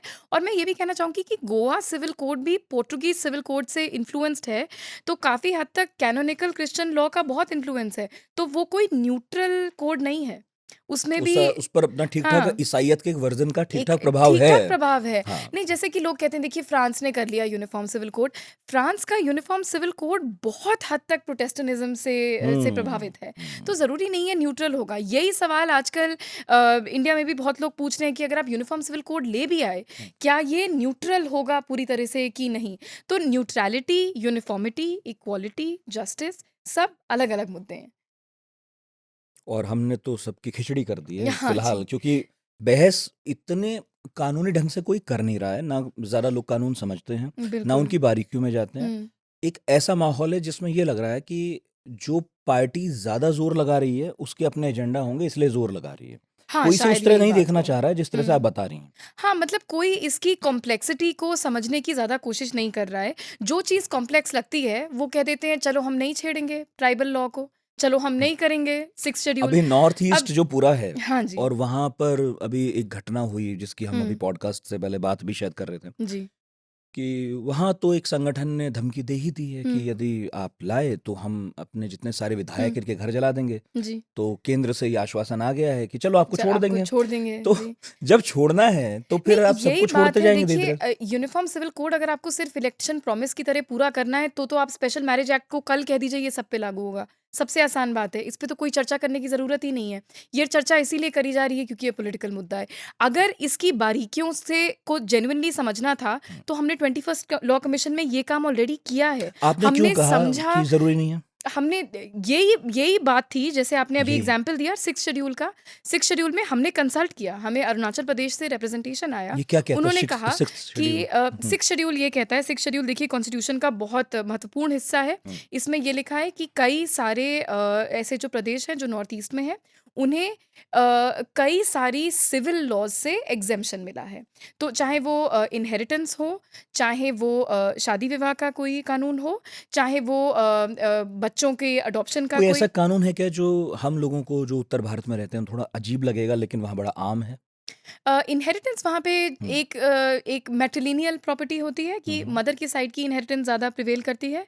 तो जैसे इसका मतलब ये हुआ कि मदर से आपकी मामा की तरफ की हाँ, इनहेरिटेंस हाँ। आपके पास आएगी in a hmm. Way that Hindu succession act में जो वुमन है उनके मतलब उनकी मृत्यु के बाद उनकी प्रॉपर्टी उनके बच्चे, उनके हस्बैंड को जाती है, अगर हुँ। हस्बैंड या बच्चे नहीं हुए तो उनके सास-ससुर को जाती है। हुँ। ऐसा नहीं होगा ट्राइबल लॉज़ में, वहाँ नहीं ट्राइबल होता है? वहाँ नहीं होता है। अच्छा। वहाँ मैट्रिलिनियल सिस्टम ऑफ वहाँ इनहेरिटेंस बिल्कुल वहाँ ही अलग महिला है। की मौत हो गई तो उसकी प्रॉपर्टी जो है वो वहीं मतलब ट्राइब इतने माँ-बाप के ज़्यादा पास हैं चली कि जाएगी। एक्चुअली मैं हुँ। आपको एक प्रदेश का भी नहीं बता सकती कि यहाँ पे 2 लोग सेम फॉलो वहाँ करेंगे। बहुत ज़्यादा वहाँ तरह के बहुत नियम ज़्यादा हैं। तरह के नियम हैं, प सारे अलग नियम हैं, हुँ। प्रॉपर्टी के अलग हैं, शादी की विधि अलग है सबकी। तो हमने जब इस बारे में चर्चा की तो हमने कहा कि देखिए हम अगर आप पे ये नहीं लागू कर सकते, तो हमें हर का वो पक्ष सुनना पड़ेगा जो आदमी एक्सेप्शन चाहता है। तो कई महिलाओं ने तो ऐसा भी कहा कि देखिए कई चीज़ें हमने काफ़ी सिम्प्लिफ़ाई कर दी। जैसे कहा जाता है कि बाइगमी की प्रॉब्लम है और लोग 2 शादियाँ करते हैं, क्या इसका कानून बनाया जाए? तो हमने लॉ कमीशन में लिखा है कि देखिए बाइगमी का कानून है, सेक्शन 494 ये कई कुछ धर्मों पे लागू नहीं होता है, तो आप ये सब पे लागू कर दीजिए। एक तरह बस, से यूनिफ़ॉर्मिटी आपको नया कानून बनाने की ज़रूरत नहीं बस पड़ी, हुँ। आपने ये लागू कर दिया। छूट खत्म कर दीजिए। सिमिलरली अभी हुँ। देखिए एक पिटीशन रखी है निकाह हलाला क्यों होता है? इसे प्रोस्टिट्यूशन आप डिक्लेयर कर दीजिए, वो कोर्ट में पड़ी हुई है ये पिटीशन। अब इससे हमें डील ही नहीं करना पड़ा क्योंकि हमने जब ये इस पे कन्वर्सेशन की, तो हमने रियलाइज़ किया ये प्रैक्टिस तो ऑलरेडी इल्लीगल है। तो इस पे आप चर्चा करना चाहें तो कर सकते हैं, लेकिन that is like us talking about sati प्रथा। देखिए कहीं तो हो रही है, अभी 2012 में भी केस हुआ है, बाल 14 विवाह में भी भी हो केस रहे हुआ है, हैं। बाल हाँ, विवाह भी हो सब रहे हो हैं। रहा है। अब मैं कोई डाल दूँ एक पिटीशन कोर्ट में कहूँ देखिए सती प्रथा आप पूरी तरह से बंद करिए, वो कहेंगे देखिए ये तो ऑलरेडी क्राइम है, क्राइम अब पुलिस है नहीं रोक पा रही है तो हाँ। हम क्या करें? अब यही बात है निकाह हलाला के लिए भी। तो इस पे चर्चा इस सेंस में होती है कि जैसे कि हमने ये डील ही नहीं किया है, लेकिन 21वीं लॉ कमीशन ने ये दिखाया है कि काफ़ी हद तक, काफ़ी मुद्दों पे ऑलरेडी कानून है। आप ये जारी कर दीजिए सब पे। एक और एग्ज़ाम्पल आपको लास्ट दूँगी जो है dissolution of Muslim marriages act का। ये एक जुडिशियल लॉ था जिसके अंतर्गत मुस्लिम विमेन डिवोर्स सीक कर सकती हैं। हुँ। इसमें कई मुस्लिम विमेन ने कहा कि देखिए ऑलरेडी हमें डिवोर्स हिंदू क्रिश्चियन विमेन से ज़्यादा जल्दी मिलता है। क्रिश्चियन विमेन से तो बहुत ज़्यादा जल्दी मिलता है। क्रिश्चियन डिवोर्स में काफ़ी वक़्त लगता है। तो उन्होंने कहा कि हमें ये स्पीड में प्रॉब्लम नहीं है, लेकिन हमें ये चाहिए कि हमारा पति अगर हमें डिवोर्स करे, तो वो इसके रीज़न्स ज़रूर बताए क्योंकि कभी-कभी यूनिलैटरल हो जाता है और हमारी क्या गलती थी हमें पता भी नहीं होता है। तो हमने रिकमेंड किया कि इसमें आपको नया कानून लाने की ज़रूरत नहीं है। आपके पास है dissolution of Muslim marriages act 1939 जो विमेन यूज़ करती हैं। ये आप मेन पे भी लागू कर दीजिए। मेन एंड विमेन दोनों यूज़ करेंगे। दोनों को वही जस्टिफिकेशंस यूज़ करने पड़ेंगे कि आप कैसे वजह आप बता वजह दीजिए। बतानी पड़ेगी। ठीक है, और वही प्रोसीजर फ़ॉलो करना पड़ेगा, उतने ही साल वेट करना पड़ेगा, उतनी ही मेंटेनेंस अपने बच्चों को देनी पड़ेगी। ठीक है। तो एक तरह से कहने का मतलब ये है कि ये जो कॉम्प्लेक्सिटी है, बहुत आसान है ये कह देना कि चलिए जिसे एक्सेप्शन चाहिए हम दे देंगे, क्योंकि फिर तो बस इलेक्टोरल प्रॉमिस बड़ी आसानी से पूरी हो सकती है। इसमें क्या कॉम्प्लेक्सिटी है, क्या प्रॉब्लम है, उसके अंदर तो जाना ही पड़ेगा। ठीक है। क्या राज्य अपने स्तर पर कुछ कानूनों में बदलाव कर सकते हैं अपने यहाँ पर? हाँ, कर सकते हैं क्योंकि ये कॉन्करेंट लिस्ट में एंट्री 5 के अंदर आती है फैमिली लॉ जिसमें है कि राज्य इस बात पर इस फैमिली लॉ के कानून को छोटे-मोटे अमेंड कर सकते हैं, लेकिन जो सेंट्रल लेजिस्लेशन है उसके विरुद्ध नहीं होना चाहिए, क्योंकि कॉन्करेंट लिस्ट में कॉन्ट्रडिक्शन नहीं होना चाहिए, कॉन्ट्रडिक्शन नहीं और होना अगर चाहिए। होता है तो केंद्र का कानून माना जाएगा, केंद्र का कानून, हाँ, उसे उसे ज़्यादा इम्पोर्टेंस उसे दी प्रेफरेंस जाएगी। दी जाएगी। और इन हिस्ट्री में काफ़ी ऐसा हुआ भी है, जैसे यूपी में क्योंकि सबसे मैं इसलिए पहले पूछ रहा हूँ बाय द हुँ, वे, क्योंकि अभी बहुत सारे स्टेट इस देश में हैं, हुँ, जब ये मुद्दा चला, वो कह रहे हैं हम अपने-अपने वो कह रहे बनाएँगे। हैं हम अपना बनाएंगे, कोई कह रहा अपना बना, तो मतलब फिर तो ये कहानी हो जाएगी देखिए, कि ये भी मालूम नहीं किस राज्य कोई में क्या नई कानून है। बात नहीं है। मैं आपको बताऊँ, 1960s में 1959 में ये बात उठी थी यूपी में, और वहाँ पे उन्होंने सबसे पहले क्रिश्चियन पर्सनल लॉ पे ये बात कही थी कि जो क्रिश्चियन डिवोर्स होता है, वो जब लोग डिवोर्स के लिए पति-पत्नी भी मान जाते हैं, फिर भी वो कहते हैं जब तक हाई कोर्ट की बेंच में 3 जज नहीं बैठेंगे, जो डिवोर्स की डिक्री पर साइन नहीं करेंगे, तब तक आपका डिवोर्स मानना नहीं जाएगा। तो ये इतना एक तरह से लंबा कस्टम हो गया था कि हाई कोर्ट की बेंच कब बैठे, वो कब ये वो केस सुने, डिग्री मिले। डिक्री मिले ना मिले, तो उन्होंने ये कस्टम खत्म कर दिया। उसके बाद इस पे नेशनल लेजिस्लेशन बना, और उसमें प्रेसिडेंट ने ऑब्जर्वेशन भी की कि अरे ये कानून तो पूरी कंट्री में आना चाहिए।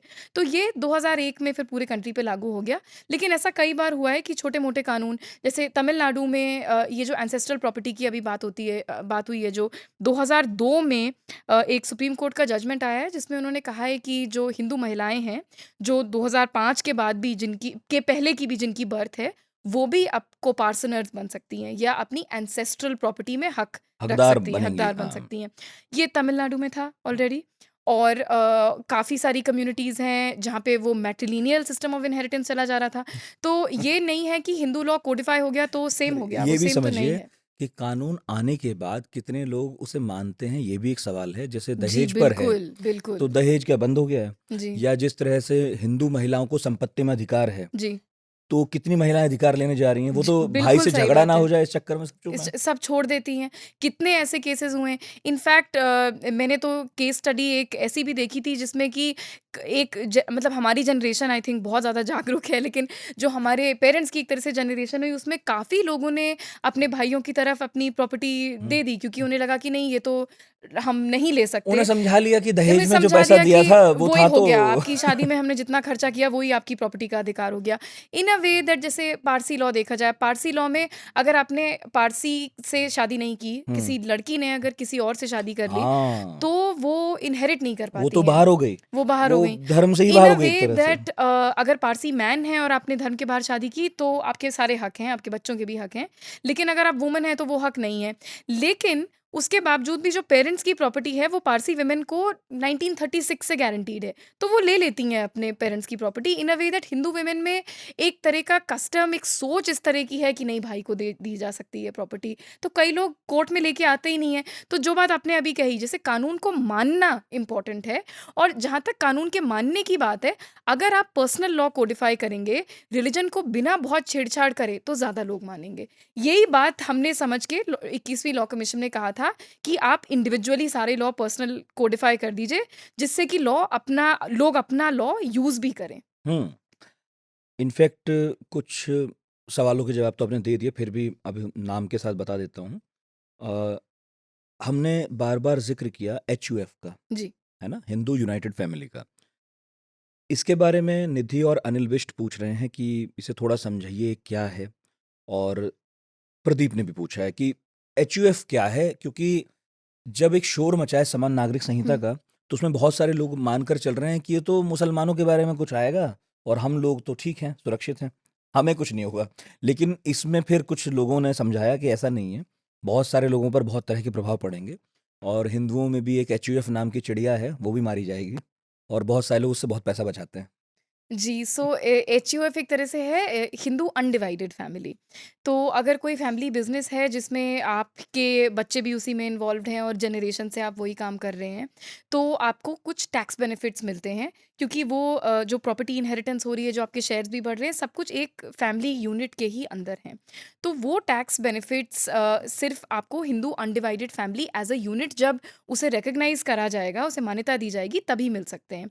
और किसी जैसे एक एग्जांपल इसमें मैं ये दूँगी कि ग्रैंड पेरेंट से कोई ग्रैंड चाइल्ड तक आते-आते अगर आप सेम काम कर रहे हैं, तो आपको हिंदू अनडिवाइडेड फैमिली का बेनिफिट मिल सकता है।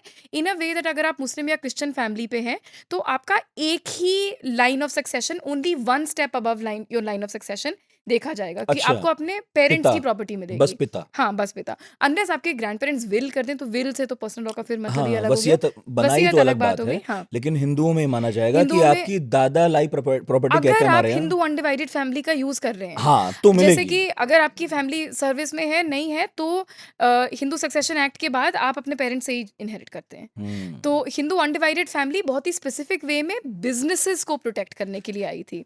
बहुत कम अब लोगों को पता है इसका, लेकिन पैसा बहुत बचता है मैंने पैसा सुना बहुत है। बचता है और हाँ, टैक्स इसमें बचाते हैं लोग। टैक्स टैक्स बेनिफिट्स बहुत मिलते हैं, और इसमें भी लॉ 21वीं लॉ कमीशन ने कोई भी ऐसी चीज़ नहीं छोड़ी जिस पे हुँ, चर्चा ना हुई हो। तो इसमें हमने कहा था कि हिंदू अनडिवाइडेड फैमिली है। देखिए, अभी उस समय जीएसटी आया था हुँ, और डिमोनेटाइजेशन हो के चुका था, तो इकोनॉमी काफ़ी चरमराई हुई थी और शायद अभी भी है। लेकिन उसमें हमने कहा, देखिए, हिंदू अनडिवाइडेड फैमिली भी अगर हम हटा देंगे, तो काफ़ी हद तक जो छोटी बिजनेसेस हैं, ये बिल्कुल ख़त्म हो जाएंगी। इनको हुँ, बहुत ज़्यादा टैक्स के हुँ, एम्बिट में आ हुँ। जाएंगे। तो क्यों ना आप Hindu undivided family as a unit सबको ऑफ़र करिए। आप अनडिवाइडेड फैमिली यूनिट, अगर बिज़नेस में आपको इसका फ़ायदा मिलना है, तो हर धर्म के पर्सन सबको को मिलना फ़ायदा चाहिए। मिले। हाँ, तो ये हमारी ये वो रिपोर्ट थी, फ़ायदा है जो सिर्फ़ हिंदुओं को है। जी, सिर्फ़ हिंदुओं तो का इसलिए है। बहुत हाँ। सारे अब मतलब हिंदू समुदाय में भी लोग हैं जो इससे हुँ, घबराए हुए हैं जी, कि यार अब यूसीसी करो लेकिन फिर इसे छोड़ दो। जी, जैसे कुछ आदिवासी घबराए हुए हैं कि जी। यूसीसी करो पर हमें छोड़ दो। जी, जी, जी। और बहुत सारे मुस्लिम पर्सनल लॉ बोर्ड वाले भी हैं ही, हुँ, कर लो पर जी, हमें छोड़ दो। हुँ, तो यही बात है कि फिर आप लागू किस पर करने वाले हैं? हुँ। गौरव चतुर्वेदी पूछ रहे थे कि क्या आदिवासियों, मुस्लिमों के अलावा बाकी जो भी अल्पसंख्यक हैं देश में, उन्हें समान नागरिक संहिता स्वीकार होगी? हम मुझे तो नहीं लगता। देखिए, हिस्टोरिकली भी देखा जाए, पारसी लॉ हमेशा बहुत डिस्टिंक्ट रही है। इस पे आपने ज़्यादा चर्चा नहीं सुनी है, क्योंकि पारसी लॉ अधिकतर कोडिफ़ाई हो गई थी इंडिपेंडेंस के पहले। इंडिपेंडेंस के बाद इसमें बहुत ज़्यादा चेंजेस नहीं हुए हैं, इसलिए कंट्रोवर्सी नहीं हुई है। लेकिन एक बार जब चेंज हुए थे, जब इंदिरा गांधी अडॉप्शन बिल लेके आई थी 1978 से 80 के बीच में, जिसमें उन्होंने कहा था कि अडॉप्शन सब सब धर्मों के लोगों को एक समान कर लेना चाहिए, करने की ऑप्शन होनी चाहिए। तो इसमें सबसे बड़ा ऑपोजिशन पारसी कम्युनिटी का रहा था। हुँ, तो ऐसा नहीं है कि यूनिफ़ॉर्म सिविल कोड आएगा तो उन्हें फ़र्क नहीं पड़ेगा। क्रिश्चियन लॉ भी सुनने में नहीं आता है, लेकिन जब क्रिश्चियन लॉ की अमेंडमेंट हुई थी 1969 में, फिर 2001 में, तो काफ़ी ज़्यादा मतलब ऑपोजिशन भी था, और इसलिए भी एक्सेप्ट हो गई क्योंकि उन्होंने कहा हम क्रिश्चियन लॉ को ही कोडिफ़ाई कर रहे हैं। हम ये नहीं कहा हम क्रिश्चियन लॉ को अबॉलिश कर रहे हैं। हुँ, हम उसे कोडिफ़ाई करके, उसी को बदल के, उसी को कोडिफ़ाई करके आपको दे रहे हैं। तो मेन और वुमेन के बीच में, जैसे क्रिश्चियन लॉ में सबसे बड़ी दिक्कत ये थी, चूँकि ये सवाल अब पूछा है कि उन्हें कैसे अफ़ेक्ट होगा। Main problem Christian personal law की रीसेंट टाइम्स में ये रही है कि अगर वुमन को विवाह विच्छेद चाहिए, डिवोर्स चाहिए, तो वो क्रूअल्टी तो प्रूव करनी ही है। क्रूअल्टी के साथ अडल्ट्री अगर है, अगर हुँ, किसी के साथ हस्बैंड का अफ़ेयर है, तो उन्हें अडल्ट्री के साथ क्रूअल्टी भी दिखानी है। लेकिन अगर आप मैन हैं, तो अगर आपकी वाइफ़ ने अडल्ट्री कमिट करी, तो adultery is enough as a ground of divorce. हुँ, तो वुमेन ने कहा कि हमें क्यों दिखाना है कि ये क्रूअल भी हैं, अडल्ट्री शुड बी इनफ, कि ये लॉयल नहीं है, this is a reason enough. तो ये सारी एनोमलीज़ एड्रेस हो गईं बाद में, इसे ठीक कर दिया गया। लेकिन जब ये ठीक हो गया, तो कोई कुछ और यूनिफ़ॉर्म सिविल कोड की चर्चा नहीं हुई, उसकी ज़रूरत महसूस नहीं हुई, क्योंकि ऑलरेडी जो मेन दिक्कत थी, इन दोनों के राइट्स की प्रॉब्लम में, वो अमेंडमेंट से एड्रेस हो गई। तो हमें पता नहीं है, जब यूनिफ़ॉर्म होगा तो इसे अबॉलिश कर दिया जाएगा, तो उनका क्या रिएक्शन होगा। हुँ। सही बात है और अब जिस तरह का शोर है तो रिएक्शन धीरे-धीरे तो आ रहे हैं आ वैसे, रहे हैं, जी। तो अब देखते जाइए। एक सवाल आया था हालाँकि इस पर बात हुई है कि यूनिफ़ॉर्म सिविल कोड अगर लागू हो जाता है तो झारखंड के कोल्हान में एक विल्किंसन रूल है, अच्छा। उसका उस पर क्या प्रभाव पड़ेगा? और इस क्षेत्र में मानकी मुंडा शासन व्यवस्था है, क्या यूसीसी के बाद ये सब खत्म हो जाएगा? थोड़ा बताइए। इस रूल के बारे में तो एक्चुअली मुझे भी जानकारी नहीं है, हाँ, मैंने एक लेकिन बड़ा स्पेसिफ़िक मतलब अब मैं यही कह रहा हूँ कि अगर इस मुल्क में 4 हुँ, लोगों का कोई एक समुदाय है हुँ, और जिसे अब तक छूट मिलती आई हुँ, है, तो प्रॉब्लम सबसे बड़ी ये है कि अभी तो ठीक है कि लोग अपनी सलाह दे सकते हैं। हुँ। कौन उन्हें सुनेगा, वो कहाँ पहुँचेंगे और फिर वो जो असंतोष पैदा होगा, उसकी राज्य उसे कैसे मान्यता डील क्या होगी ऐसे कानून की? उन्हें क्या पता भी चलेगा जो विल्किंसन रूल फ़ॉलो कर रहे हैं कि नागरिक संहिता आ गई और अब हमारा वैलिड नहीं है? तो ये तो तभी पता चलेगा जब एक तरह से आ जाएगी, इसीलिए शायद ऑप्शनल कोड के तौर पे अभी भी है हमारे पास। लेकिन मैं एक और एग्ज़ाम्पल दे सकती हूँ, जैसे काफ़ी अभी रिसेंटली राजस्थान हाई कोर्ट में भी एक उठी थी बात कि आप हिंदू लॉ में ही इतनी डिफरेंसेस हैं कि उसी को आप यूनिफॉर्म करिए पहले, और उसके उस स्तर पे उन्होंने कहा था कि यूनिफॉर्म सिविल कोड लाइए। और एक केस हुआ था जो मध्य प्रदेश की महेश्वरी कम्युनिटी में केस हुआ था, जहाँ पे एक छोड़ चिट्ठी करके एक प्रथा होती है, जिसमें हुँ, अगर आपको विवाह विच्छेद चाहिए तो आपको कोर्ट जाने की ज़रूरत नहीं है। आप एक चिट्ठी लिख दीजिए, उसमें अपने कारण लिख दीजिए, हुँ। वहाँ पंचायत बैठेगी, उस पे चर्चा होगी, उन्हें आपके रीज़न्स अगर सही लगे तो आपको आपको एक तरह से डिवोर्स ग्रांट हो जाएगा। वो आप किसी भी अगर सेशंस कोर्ट में जाके दिखाएँगे तो उसकी मान्यता होगी। अच्छा। अब इसका मतलब ये है कि एक्चुअली हिंदू मैरिज एक्ट जो है उसमें एक सेक्शन है, उसका नाम है सेक्शन 29। हुँ, सेक्शन 29 ये कहता है कि आपके जो कस्टमरी लॉ हैं उसकी वो प्रिजर्व्ड हैं, वो रहेंगे हिंदू कोड बिल बनने के, हिंदू मैरिज एक्ट आने के बाद भी। और एक तरह से इसीलिए ये जो मैत्री करार की प्रथा है कि जैसे राजस्थान में होती है टेम्पररी मैरिज एक तरह से, या फिर द्रौपदी विवाह हरियाणा में एक आध केस हैं जिसमें अगर एक ब्रदर की डेथ हो जाए तो वाइफ की शादी छोटे भाई से करा दी जाती है, जिससे हुँ। प्रॉपर्टी फैमिली में ही रहे। तो इस तरह की जो प्रथाएं, जैसे कि विमेन के नंबर्स कम होते जा रहे हैं, तो इस तरह की प्रथाएँ मतलब कभी-कभी गाँव में कहीं पता चलती हैं। तो उम्मीद तो यही थी कि हिंदू मैरिज एक्ट से ही ये खत्म हो जाएगा। तो नहीं हुआ। अब क्या गारंटी है कि यूनिफ़ॉर्म सिविल कोड से खत्म हो जाएगा? अब ये है कि अगर कोई लॉ बहुत टाइम तक चलता है, धीरे-धीरे उसकी एक्सेप्टेंस आनी शुरू हो जाती है किसी भी समाज में। तो हाँ, एक यूँ तो सती प्रथा का विरोध हुआ जो हम बात कर रहे विरोध थे। हुआ, लेकिन बाल धीरे-धीरे विवाह का भी हुआ, लेकिन हुँ। धीरे-धीरे उतना तो नहीं ही हो रहा कम से कम। उतना नहीं हो रहा। और एक तरह से अगर आप कस्टम को और भी ज़्यादा बारीकियों से कोडिफ़ाई करें, जैसे जब ट्रिपल तलाक की बात चल रही थी तो मुझे इस एग्ज़ाम्पल की याद आई कि देखिए छोड़ चिट्ठी और ट्रिपल तलाक में क्या फ़र्क है? हुँ, वो बोल के कह दे रहे हैं, आप लिख के कह दे रहे हैं, बट हो तो जा रही है एक बार में इफ़ेक्ट, और उसका लीगल सैंक्शन भी है, वो एक लीगल मोमेंट भी है, हुँ, ये हुँ, चिट्ठी लिखना या हुँ। ये शब्द बोलना 3 बार। तो एक तरह से कस्टम हर जगह चले ही जा रहे हैं, कोडिफ़िकेशन से फ़र्क नहीं पड़ रहा है। इसीलिए विमेन्स मूवमेंट का अब फ़ोर्स इम्पैक्ट इसी पे रहा है ज़्यादा, एम्फेसिस इसी पे रहा है कि आप जो एग्ज़िस्टिंग लॉज़ हैं उनकी या फिर अवेयरनेस बढ़ाएँ, या फिर आप लोगों को उस लॉ के परव्यू में लाने की कोशिश करें। क्योंकि ये कस्टम तो देखिए, आप जितना और जाएँगे इंडिया के इंटीरियर में, आपको और कस्टम नहीं मिलते ही तो चले जाएँगे। बतौर लीगल हिस्टोरियन और आप सलाह भी देती हैं सरकारों को और चूँकि आप मतलब हिंदुस्तान में भी रही और अब यूके में भी पढ़ा रही हैं, देख रही हैं। तो फिर मेरा एक सवाल ये है कि आपका इस पर ओपिनियन क्या है? कई बार जब कुछ ऐसे कस्टम होते हैं, जिन्हें माना जाता है कि अब इसे समझाने में, लोगों को बताने में, कन्विंस करने में समय लगेगा, लाइए कानून और ख़त्म कीजिए। एक तो ये अप्रोच है। दूसरा ये है कि ठीक है, समझाएँगे, धीरे-धीरे लोग जागरूक हो ही रहे हैं। अब तो मुफ़्त शिक्षा भी है, तो हो ही जाएगा एक दिन, कन्विंस करेंगे धीरे-धीरे। हुँ, ये दोनों जो अप्रोच हैं, हुँ, फिर आप बताइए मतलब कौन-सी अप्रोच को लागू करने की ज़रूरत है? यूसीसी में मुझे पता है आप हुँ, कहेंगे कि नहीं, समझाएँगे, हुँ, लेकिन बहुत सारे लोगों का ये कहना है कि इससे इतने नुकसान हो रहे हैं, महिलाओं को या बाकी लोगों को सबको, हुँ। कि अब लाके ख़त्म कीजिए। आखिर 70-75 साल में आप समझा नहीं पा रहे और कितनों को समझाना है। नेहरू ने कहाँ समझाया था? वो चुनाव जीते थे, हिंदू कोड बिल लाए थे। मान लिया गया था कि यही लोगों ने सहमति दी है हमें। तो अब एक सरकार जो बहुमत से आती हैं, यदि उनके एजेंडे में यूनिफ़ॉर्म सिविल कोड है, तो ले आना चाहिए फिर। अब क्या सोचना समझना है इतना? अच्छा देखिए, मैं आपको एक एग्ज़ाम्पल से ये सवाल का आंसर करती हूँ। जैसे मैं एक टीचर हूँ, मेरे पास 2 मेथड हैं, मुझे तो काम ही है मेरा समझाना बच्चों को। तो एक मेथड ये हो सकता है कि मैं अपना सबसे अच्छा प्रॉपर लेक्चर लिख के बोल के चली आऊँ, जो बिल्कुल आइडियल है। दूसरा तरीका हो सकता है कि शायद मेरा लेक्चर परफ़ेक्ट ना हो, क्योंकि बीच में बच्चे सवाल पूछें, लेकिन मैं उन्हें समझा दूँ कि मेरा कहने का अर्थ क्या है। तो ये डिफ़रेंस है कोडिफ़िकेशन और यूनिफ़ॉर्मिटी में। मैं कभी भी ये नहीं कह रही, क्योंकि मैं सरकारों को पहले भी सलाह दे चुकी हूँ, मैं इंटरवेंशन के अगेंस्ट बिल्कुल नहीं हूँ। मुझे लगता है कि कई ऐसी प्रथाएँ होती हैं सोसाइटी में, समाज में, जिन्हें हम लॉ के सहारे से ही ख़त्म कर सकते हैं।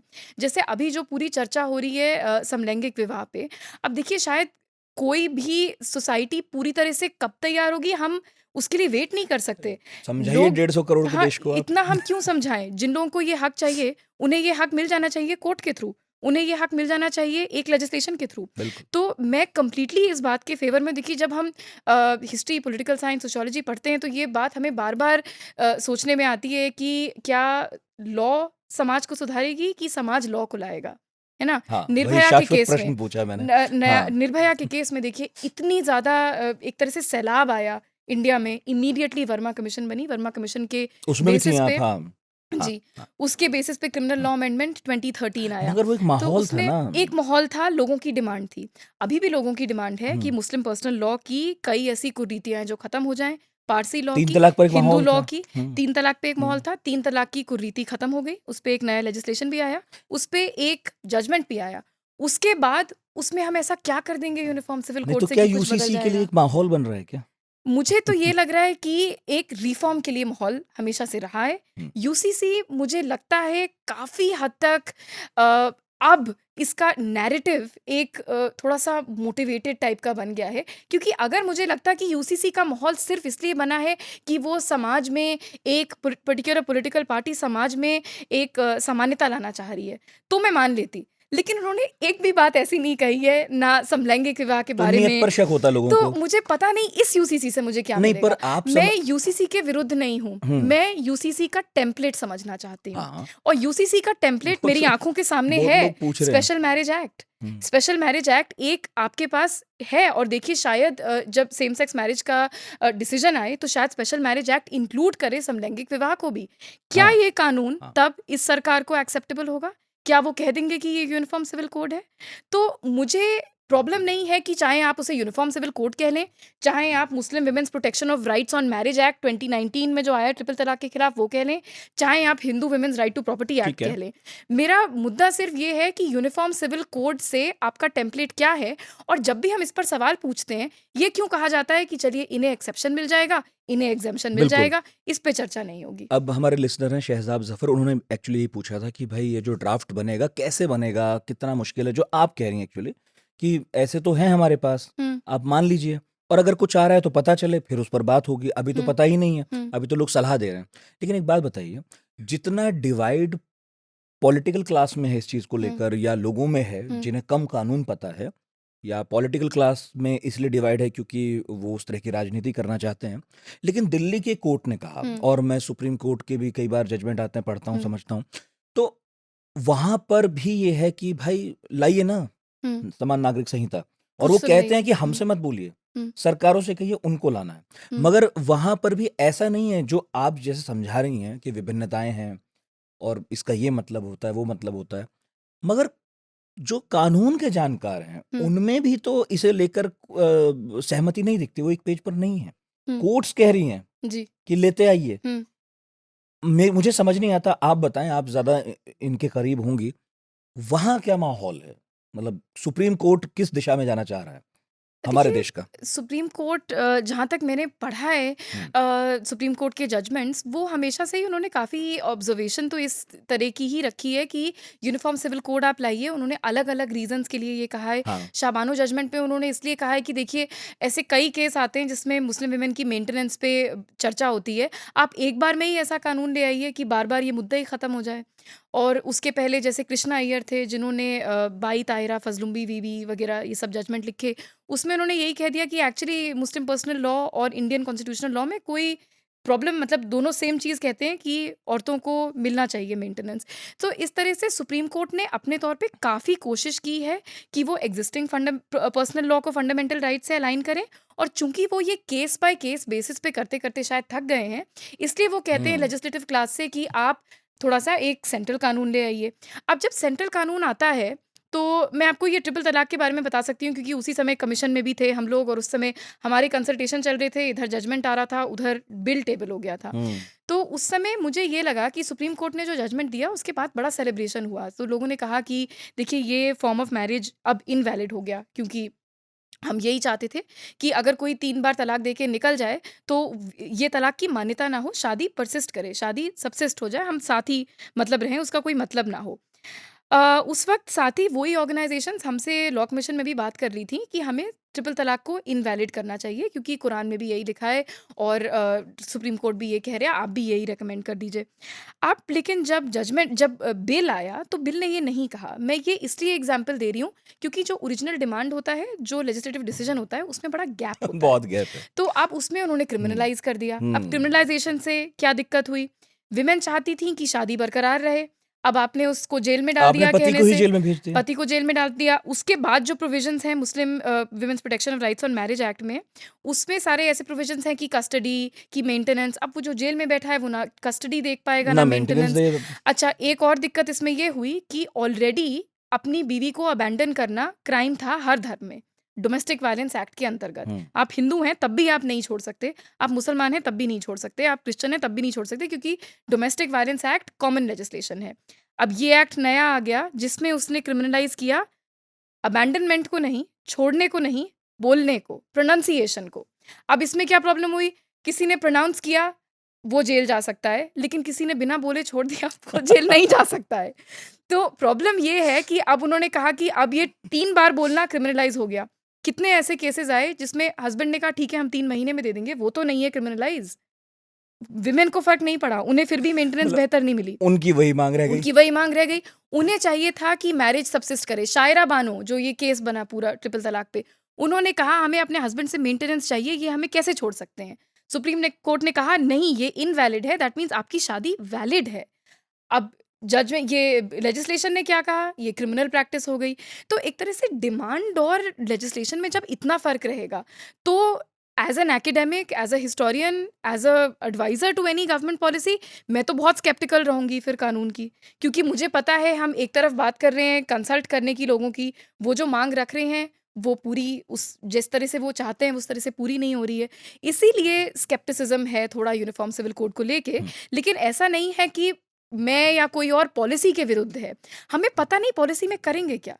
तो अगर हमें पता होता तो हमें पता होता क्या अपोज़ नहीं करना है, क्या ठीक है, किस पे लागू होगी, कौन बच जाएगा, किस पर नहीं लागू होगी।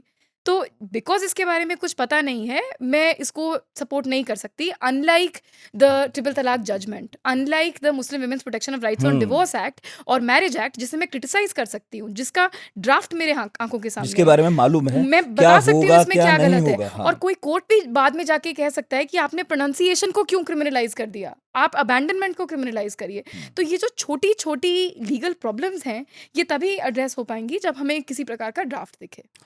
लेकिन सबके विचार जो हैं माँगे जा रहे हैं, और जब नहीं भी माँगे जा रहे तब भी लोग दे ही रहे हैं।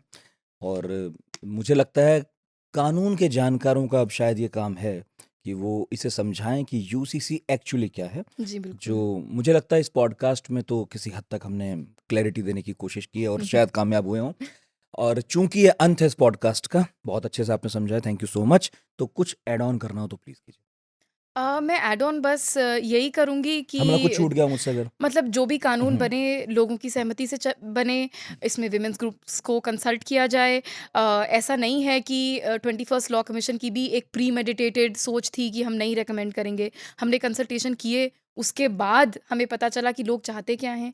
हमने काफ़ी हद तक बहुत चीज़ें रेकमेंड करी। तो मैं अर्ज बस यही करूँगी सरकारों से भी, लीगल पर्सन से भी, कॉमन लेमैन से भी, कि उन्होंने हमें इतने सारे कंसल्टेशंस में, जैसे अभी आ रहा है 46 लाख व्हाटएवर रिस्पॉन्सेज, हमारे तो मतलब 89-90 लाख से भी ज़्यादा रिस्पॉन्सेज आए थे। तो वाह! उसमें हमने काफ़ी कोशिश की, कई लैंग्वेजेस में ट्रांसलेशन करने की कोशिश की, बहुत महीनों तक कंसल्टेशंस किए। तो मैं यही कहूँगी कि एक बार उस रिपोर्ट पे भी इसलिए विचार करें क्योंकि जो प्रॉब्लम्स हैं, कोर्ट की जो दिक्कतें हैं, वो भी समझनी ज़रूरी है। नहीं तो ये कहना बहुत आसान होता है कि हम इस पॉलिसी के विरुद्ध हैं, या हम इसके खिलाफ हैं, या हम ये चाहते हैं। आप क्या चाहते हैं आपको पता होना चाहिए। उसके लिए आपको लीगल डेप्थ में इश्यू के जाना पड़ेगा। तो इतनी मेहनत हमारे नागरिक भी करें और जो कानून बनाने वाले हैं वो भी करें। हाँ, और यहाँ तो मामला ये है कि यूसीसी के बारे में भी मालूम ही नहीं कि इस जो ये मतलब आएगा ड्राफ्ट वो कैसा है, क्या इसमें शामिल होगा, क्या नहीं होगा। तो अभी तो पहेली जैसा है, जी, बूझते रहिए। मेरा ख़्याल है सवाल तो फिर भी कई रह गए होंगे, जी। तो कभी और कष्ट देंगे आपको। बिल्कुल। Thank you so much. तो इस पढ़ाकू नितिन के एपिसोड में मेरा ख़्याल है कि यूसीसी को लेकर जो शोर मचा है उसमें आपको जो समझाने वाली आवाज़ें हैं उनमें से एक सुनने का मौका मिला होगा सौम्या की। तो बताइएगा क्या समझ में आया और क्या रह गया? कुछ रह गया होगा तो सोचेंगे, फिर उस पर जवाब लेंगे, सौम्या से पूछेंगे, किसी पॉडकास्ट में जवाब देंगे। तो radio@aajtak.com हमारा ईमेल आईडी है, ज़रूर बताइएगा। इसके अलावा हमारे व्हाट्सएप ग्रुप हैं, उनमें जॉइन कीजिएगा, अपने सवाल भेजिएगा। पढ़ाकू नितिन के इस एपिसोड में इतना ही। अपना बहुत ख़्याल रखिए। बहुत-बहुत शुक्रिया।